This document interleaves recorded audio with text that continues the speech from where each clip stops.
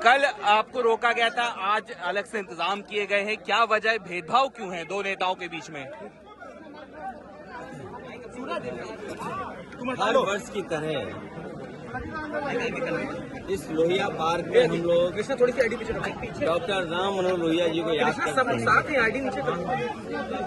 और आज के दिन हम सभी समाजवादी लोग इकट्ठे होते हैं यहाँ पर आकर के और माल्यार्पण के बाद उनसे प्रेरणा लेते हुए संकल्प लेकर के जाते हैं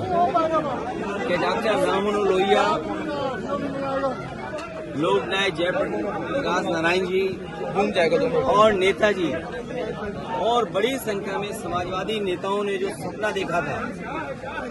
कि भारत समाजवादी देश बने,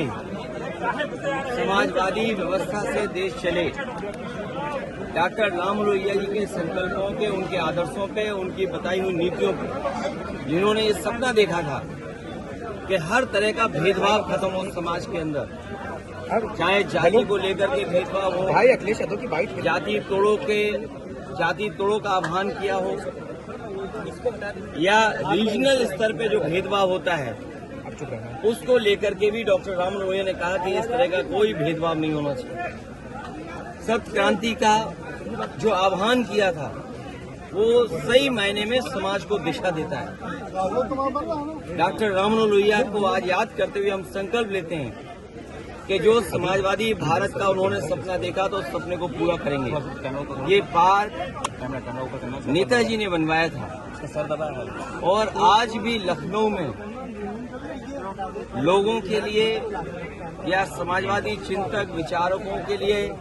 ये बहुत महत्वपूर्ण स्थान बन के उभरा है। इस स्थान पर सुबह से लेकर के शाम तक इस पार्क में लोग आते हैं और जब डॉक्टर राम मनोहर लोहिया के प्रतिमा के पास आते होंगे जरूर उनसे प्रेरणा लेकर के जाते होंगे।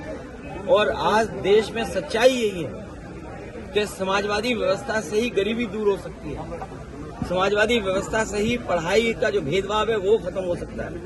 समाजवादी व्यवस्था से ही जो डॉक्टर राम मनोहर लोहिया ने कभी कहा था कि दाम बांधो की नीति लागू हो,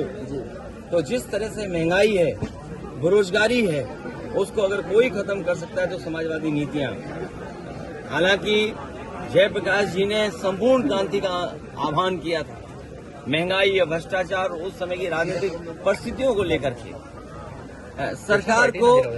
इस तरह का व्यवहार कल नहीं करना चाहिए था जिस तरह का सरकार ने व्यवहार किया था। और ये बात कहना कि जीव जंतु हैं इसलिए आप नहीं जा सकते हो, तो जीव जंतु तो सड़कों पर भी हैं, हर जगह हैं, तो क्या हर जगह आना जाना आप रोक देंगे? क्या जीव जंतु से आप पूरा यातायात रोक दोगे? सड़कों पे चलने को रोक दोगे क्या आप? इसी बहाने को लेकर के जीव जंतु हैं। ये केवल समाजवादियों का जो काम था, समाजवादियों का आज भी काम दिखाई दे रहा है। जयप्रकाश नारायण इंटरनेशनल सेंटर के सामने आज भी बीजेपी का विकास फीका है और उस ऊंचाई से देखो आप तो आप खुद महसूस करेंगे और उस बिल्डिंग को देखें कि आज के समय में भी वो सबसे मॉडर्न इंफ्रास्ट्रक्चर दिखाई देता है जो पब्लिक यूज के लिए थी। ये जो ओपन स्पेस आपको दिखाई दे रहा है, ये पार्क, ये समाजवादियों की देन है, चाहे आपका लोहिया पार्क हो, चाहे छोटे लोहिया जनेश्वर पार्क हो। अब तो ये सरकार रख रखाव भी नहीं कर पा रही है, तो सोचिए वो महापुरुषों का सम्मान क्या करेंगे। चेन्नई में